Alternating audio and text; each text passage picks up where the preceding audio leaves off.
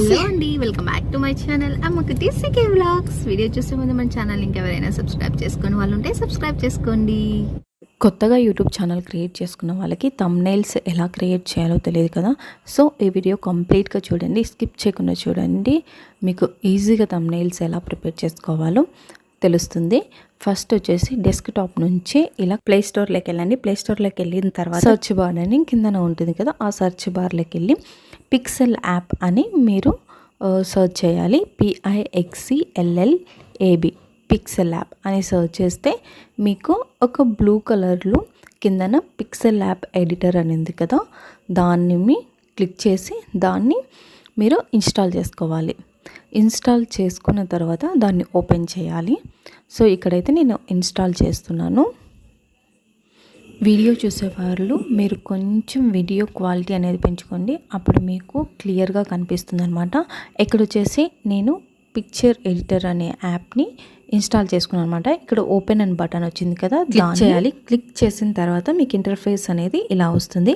ఇలా వచ్చిన తర్వాత మీకు allow pixel lab to access photos or media on your device అని వస్తుంది కదా. ఇక్కడ వచ్చేసి కిందన అలౌ అని బటన్ ఉంది కదా, దాన్ని అలౌ చేయండి. దాన్ని అలౌ చేస్తేనే మీకు మీ మొబైల్లో ఉన్న ఫొటోస్ వీడియోస్ అనేవి ఇక్కడికి వస్తాయన్నమాట. సో దాన్ని అలౌ చేసేయండి. దాన్ని అలౌ చేసిన తర్వాత కిందని బ్లాక్లో ఉన్నాయి కదా, మల్టీ కలర్ బ్లాక్ రెడ్ ఇలా కిందన కొన్ని ఆప్షన్స్ ఉన్నాయి కదా, వాటిలో మీకు నచ్చింది బ్యాక్గ్రౌండ్ కలర్ పెట్టుకోవచ్చు. నేనైతే ఇదే పెట్టేస్తున్నాను. చాలామంది దీన్నే పెట్టేస్తారు, ఎందుకంటే దీని తర్వాత మళ్ళీ మనం బ్యాక్గ్రౌండ్ ఇమేజ్ అనేది దీనికి అటాచ్ చేస్తాం కాబట్టి దీన్నే యూజ్ చేస్తున్నాను. పైన మీకు 3 డాట్స్ కనిపిస్తున్నాయి కదా, నేను ఇక్కడ రౌండప్ చేస్తున్నాను చూడండి. దాన్ని క్లిక్ చేసిన తర్వాత మీకు కొన్ని ఆప్షన్స్ కనిపిస్తాయి. దీంతో ఇమేజ్ సైజ్ అనే దాన్ని మీరు క్లిక్ చేయాలి. ఇమేజ్ సైజు క్లిక్ చేయగానే మీకు వచ్చేసి విడ్త్ హైట్ అనే వస్తుంది. విడ్త్ వచ్చేసి 1280 మనకు యూట్యూబ్కి సరిపోతుంది. అలాగే హైట్ వచ్చేసి మనం 720 యూజ్ చేయాలి. 720 అని క్లిక్ చేసుకొని ఓకే అని క్లిక్ చేస్తే స్క్రీన్ వచ్చేసి ఇంటర్ఫేస్ ఇలా చిన్నగా అవుతుంది. ఇక్కడ వచ్చేసి మనకు టెక్స్ట్ కూడా అవసరం లేదు కాబట్టి దీన్ని ఫస్ట్ డిలీట్ చేసేస్తున్నాను. మీకు పైన పెన్సిల్ మార్క్ పక్కన డిలీట్ అనే ఆప్షన్ కనిపిస్తుంది చూడండి, దాన్ని కూడా రౌండప్ చేస్తున్నాను చూడండి. అక్కడ డిలీట్ అని కొట్టేస్తే మీకు డిలీట్ అయిపోతుంది. ఇప్పుడు పైన ప్లస్ బటన్ కనిపిస్తుంది కదా, దాంట్లోకి వెళ్ళి ఫ్రమ్ గ్యాలరీ అని ఉంటుంది కదా, దాంట్లోకి వెళ్తే మీరు దేనికి సంబంధించి థంబ్నెయిల్ చేయాలనుకుంటున్నారో దానికి సంబంధించిన ఫొటోస్ అనేవి మీకు కనబడతాయి. నేను వచ్చేసి బర్త్డేకి సంబంధించి థంబ్నెయిల్ చేయాలనుకుంటున్నాను కాబట్టి ఇక్కడ ఫస్ట్ బ్యాక్గ్రౌండ్కి కోసమని ఇలా హ్యాపీ బర్త్డే ఉన్న ఒక ఇమేజ్ నేను ఆల్రెడీ క్రోమ్లో డౌన్లోడ్ చేశాను. దాన్ని ఇక్కడ సెట్ చేస్తున్నాను అనమాట. ఫస్ట్ దీన్ని తీసుకొని మొత్తం ఇంటర్ఫేస్ మీద పెట్టేస్తున్నాను. చూసారు కదా, ఇలా మొత్తం సెట్ చేస్తున్నాను. అటు ఇటు జరిపి ఇప్పుడు సరిపోలేదు కాబట్టి కొంచెం విడ్త్ అనేది పెంచుతున్నాను అనమాట. మీరు కొంచెం పైకి అనేసి ఈ కింద డాట్ అనేది మీరు కిందికి లాగేశారంటే మొత్తం మనకు స్క్రీన్కి ఎంత కావాలంటే అంత వచ్చేస్తుంది. ఇలా మొత్తం ఫుల్ స్క్రీన్ సెట్ చేసుకోవాలి. ఇప్పుడు ఈ ఇమేజ్ని ఇలాగే పెట్టేసి దీనిపైన మనం బర్త్డే ఫొటోస్ పెడితే కనుక ఫొటోస్ అనేవి హైలైట్ అవ్వవు. సో అందుకని ఈ ఇమేజ్ని మనం కొంచెం లైటింగ్ అనేది తగ్గించాలన్నమాట. దానికి మీరు కిందన ఏ పక్కన చిన్నగా సర్కిల్స్ ఉన్నాయి కదా, దాన్ని ఓపెన్ చేస్తే కొంచెం ఇలా ముందుకు అనేసారంటే అక్కడ ఆక్యుపాసిటీ అని 2 సర్కిల్ షేప్లో ఉన్నాయి కదా, దాన్ని క్లిక్ చేయాలి. దాన్ని క్లిక్ చేస్తే మీకు ఈ ఇమేజ్ అనేది కొంచెం షేడ్ అవుతుంది అనమాట. నేను ఇక్కడ చూపిస్తున్నాను చూడండి. ఇట్లా మనం దాని లైటింగ్ అనేది తగ్గించుకోవాలి. ఇలా మనం ఎంత తగ్గించుకోవాలనుకుంటే అంత ఎఫెక్ట్ డ్యూరేషన్ ఉంది కదా, దీన్ని ఇలా తగ్గించుకోవాలన్నమాట. నేను వచ్చేసి ఇక్కడ లైట్గా ఆఫ్ కంటే కొంచెం తక్కువగా పెడుతున్నాను. ఇప్పుడు మనం ఫొటోస్ యాడ్ చేస్తే మన ఫొటోస్ అనేవి హైలైట్ అవుతాయి. ఇప్పుడు టిక్ మార్క్ చేసేస్తే అక్కడికి స్టాప్ అయిపోతుంది. ఇప్పుడు ఈ ఇమేజ్ పైన డైరెక్ట్గా బర్త్డే పిక్స్ అనేవి యాడ్ చేసుకోవచ్చు.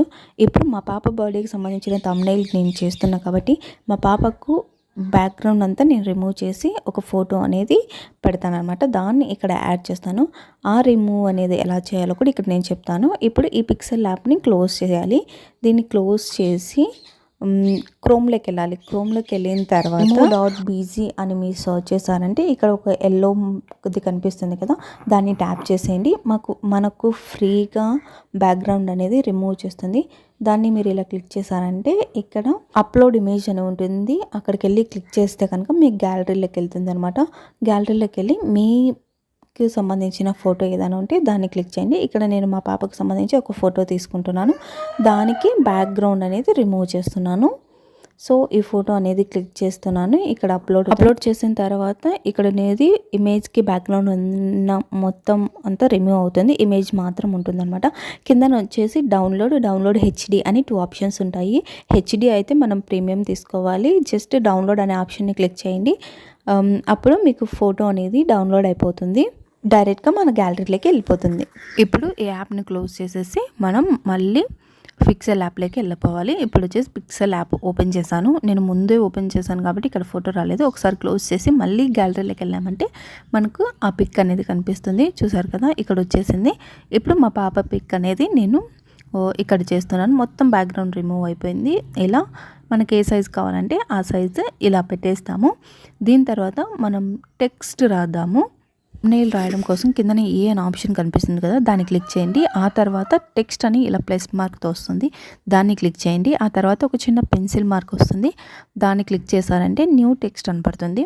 న్యూ టెక్స్ట్ అని పడగానే ఆ న్యూ టెక్స్ట్ని డిలీట్ చేసేసి మీరు ఏం రాయాలనుకుంటున్నారో అది రాసేయండి. ఇక్కడ వచ్చేసి నేను మా పాప బర్త్డే ఫంక్షన్ దగ్గర రాయాలనుకున్నాను కాబట్టి మా పాప బర్త్డే సెలబ్రేషన్ అని రాస్తున్నాను. మీరు ఏం రాయాలనుకుంటే అది రాసేయండి. తర్వాత ఓకే అనే బటన్ని క్లిక్ చేసేయండి. ఓకే అని క్లిక్ చేయగానే టెక్స్ట్ అనేది ఇలా ఇమేజ్ మీదకి వచ్చేస్తుంది. ఇప్పుడు దీన్ని మనం కొంచెం హైలైట్ చేయాలి. హైలైట్ చేయాలంటే దానికి మనం దీన్ని క్లిక్ చేసాం కదా, కిందన పెన్సిల్ మార్క్ అనేది మీరు ఇంకా ఏదైనా రాయాలనుకుంటే మళ్ళీ రాసేయచ్చు. అలాగే కొంచెం ముందుకు జరిపారంటే ఇక్కడ మనకు కలర్ అనే ఆప్షన్ కనిపిస్తుంది కదా, అక్కడ క్లిక్ చేశారంటే మీకు కలర్ అని వస్తుంది. మీకు మనం రాసిన టెక్స్ట్ ఏ కలర్లోకి కావాలంటే ఆ కలర్లోకి వెళ్ళిపోతుంది. నేను వచ్చేసి ఇక్కడ ఎల్లో పెడుతున్నాను. ఒకవేళ మీరు డబల్ కలర్ కావాలంటే కిందన గార్డియన్ అని ఉంటుంది కదా, దాన్ని క్లిక్ చేస్తే డబల్ కలర్లోకి వెళ్ళిపోతుంది. నేను వచ్చేసి కిందన గార్డియంటే తీసుకున్నాను, దాంతో కలర్ సెలెక్ట్ చేశాను అనమాట. ఆ తర్వాత దీన్ని హైలైట్ చేయాలి మరి కొంచెం. అక్కడ టిక్ చేసిన తర్వాత కిందికి కొంచెం వచ్చారంటే ఇలా బ్లాక్ బాక్స్లో టీ అని ఉంది కదా, దాన్ని క్లిక్ చేయండి. ఇప్పుడు ఇది కొంచెం బ్లాక్ బాక్స్ లాగా తయారవుతుంది. దీన్ని కూడా ఓకే చేసేయండి. ఇక్కడ ఓకే చేసేసి టిక్ చేసేసారంటే మీకు ఇలా ఒక బాక్స్లో మనం రాసిన టెక్స్ట్ అనేది వస్తుంది. దీనికి కూడా మీరు కలర్ చేంజ్ చేసుకోవచ్చు. నేనైతే ఏ కలర్ పెట్టట్లేదు, అలాగే ఉంచేస్తున్నాను. బ్లాక్లోనే మనం రాసిన టెక్స్ట్ బాగా కనిపిస్తుంది, అందుకని అలాగే పెట్టేశాను. కింద ఇంకా చాలా ఆప్షన్స్ ఉంటాయన్నమాట. మనకి అవన్నీ అంత అవసరం లేదు. ఇలా రొటేషన్ అనేవి ఉంటాయి కదా, మనం ఒకవేళ రొటేషన్ చేసుకోవాలనుకుంటే రొటేషన్ కూడా చేసుకోవచ్చు. నేను వచ్చేసి అలాగే పెట్టేస్తున్నాను. ఇక్కడ మీకు ఎంత రొటేషన్ కావాలనుకుంటే అంత రొటేషన్ చేసేసి మీరు టిక్ చేసేస్తే ఆ రొటేషన్ అనేది అలాగే ఉండిపోతుంది. నేను ఇలా కొంచెం రొటేషన్ చేసేసి అలాగే పెట్టేస్తాను అన్నమాట, మీకు చూపించడం కోసం మాత్రమే. ఆ తర్వాత మీకు ఇక్కడ ఏబి అని కనిపిస్తుంది కదా, దాంట్లోకి వెళ్ళారంటే మనం రాసిన టెక్స్ట్ ఎలా ఉండాలి అనేది ఇక్కడ మనకు తెలుస్తుంది. మీరు ఎలా ఉంచాలనుకుంటే అలా పెట్టచ్చు అనమాట. కొంచెం థిక్గా కావాలంటే థిక్గా, లైట్గా, లేకపోతే ఇంకా చిన్నగా, పెద్దగా, ఇలా మీరు ఏదైనా యూజ్ చేసుకోవచ్చు. నేను వచ్చేసి అమర్నాథ్ బెల్ అనేది ఎక్కువగా యూజ్ చేస్తుంటున్నాను, అదే చాలా బాగా కనిపిస్తుంది టెక్స్ట్ అనేది. సో దాన్ని క్లిక్ చేసి ఇక్కడ ఓకే చేసేస్తున్నాను. కిందన ఓకే అనే ఆప్షన్ ఉంది కదా, ఓకే చేసేస్తే మీకు డైరెక్ట్గా ఓకే అయిపోతుంది. ఆ తర్వాత కింద మీకు పక్కన బి అనే ఆప్షన్ కనిపిస్తుంది కదా, దాన్ని క్లిక్ చేశారంటే మనకు ఇక్కడ ఐ అని వస్తుంది. మీరు ఐని క్లిక్ చేశారనుకోండి మనం రాసిన టెక్స్ట్ అనేది కొంచెం సైడ్కు వంగినట్లు కనిపిస్తుంది. అలాగే యూని క్లిక్ చేసామనుకోండి మనం ఏదైనా టెక్స్ట్ని అండర్లైన్ చేయాలంటే కిందన లైన్ అనేది పడుతుంది. ఒకవేళ అండర్లైన్ వద్దనుకుంటే పక్కనే // ఉంది కదా, దాన్ని యూజ్ చేయండి. అండర్లైన్ అనేది క్లోజ్ అయిపోతుంది. ఇప్పుడు మీరు కొంచెం ముందుకు వచ్చారంటే మీకు స్ట్రోక్ అని ఒక ఆప్షన్ కనిపిస్తుంది అనమాట. ఈ స్ట్రోక్ మీరు యాడ్ చేయడం వలన మనం రాసిన టెక్స్ట్కి బార్డర్ లైన్ వచ్చేసి కలర్ అనేది చేంజ్ అవుతుంది. ఇక్కడ వచ్చేసి మీరు కలర్ కావాలంటే కలర్ తీసుకోవచ్చు.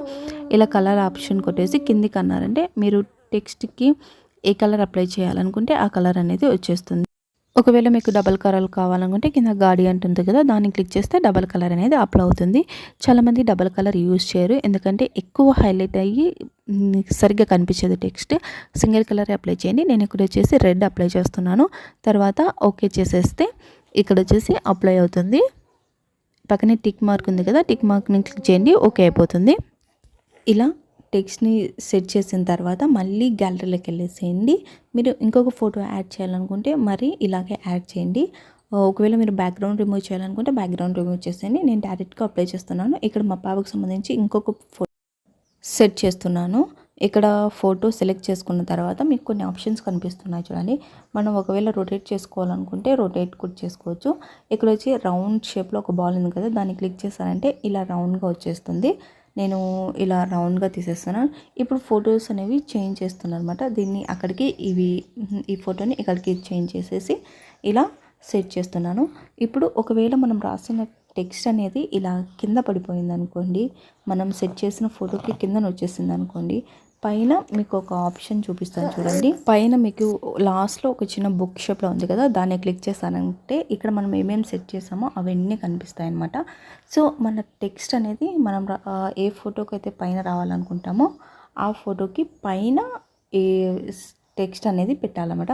దాన్ని మనం లాంగ్ ప్రెస్ చేసామంటే ప్రెస్ అవుతుంది. దాన్ని వేలుతో ఇలా పైన అనేసానంటే పైకి వెళ్ళిపోతుంది. ఇప్పుడు మళ్ళీ మనం ఆ బుక్ని క్లోజ్ చేసేసి చూసామంటే మన టెక్స్ట్ అనేది పైకి వచ్చేస్తుంది. చూసేయండి, పైకి వచ్చేసింది కదా. ఇలా మీరు ఫొటోస్ కానీ ఏవైనా కానీ ఒకదాని కింద ఒకటి పడినప్పుడు దీన్ని యూస్ చేస్తే కనుక మీకు పైకి అనేవి వచ్చేస్తాయి. ఫైనల్గా ఈ ఇమేజ్ని మనం డౌన్లోడ్ చేసుకోవాలంటే ప్లస్కి పక్కన ఉంది కదా ఫైల్, దాన్ని ఓపెన్ చేశారంటే సేవ్ ఇమేజ్, సేవ్ ప్రాజెక్ట్ అని వస్తుంది. సేవ్ ఇమేజ్ కొట్టేశారంటే ఇది డైరెక్ట్గా మీకు గ్యాలరీలోకి సేవ్ అయిపోతుంది. ఇప్పుడు ఈ థంబ్నెయిల్ని నేను గ్యాలరీలో చూపిస్తాను చూడండి. ఇక్కడ చూసారా, పిక్సెల్ ల్యాబ్ అనే ఒక ఆల్బమ్ని మనం ఓపెన్ చేసామంటే ఇక్కడ మనం క్రియేట్ చేసిన ఆల్ థంబ్నెయిల్స్ అనేవి ఉంటాయన్నమాట. ఇది నేను ఇప్పుడు క్రియేట్ చేసింది, నేను ముందు క్రియేట్ చేసింది ఇది అన్నమాట. ఇలా మొత్తం థంబ్నెయిల్స్ అన్నిటినీ మనం చాలా ఈజీగా ప్రిపేర్ చేసుకోవచ్చు అన్నమాట, ఎడిట్ చేసుకోవచ్చు. అంతేనండి, చాలా ఈజీగా థంబ్నెయిల్స్ ఎలా క్రియేట్ చేసుకోవాలో చూసారు కదా. మీకు ఎలాంటి వీడియోస్ కావాలో కింద కామెంట్ సెక్షన్లో మెన్షన్ చేయండి. వీడియో నచ్చితే లైక్ చేయండి, షేర్ చేయండి, కామెంట్ చేయడం మాత్రం మర్చిపోకండి. ఛానల్ని సబ్స్క్రైబ్ చేసుకోండి. ఇట్లో అమ్మకుటి సిక్కి vlogs. Thanks for watching. Subscribe చేసుకోండి ఫ్రెండ్స్.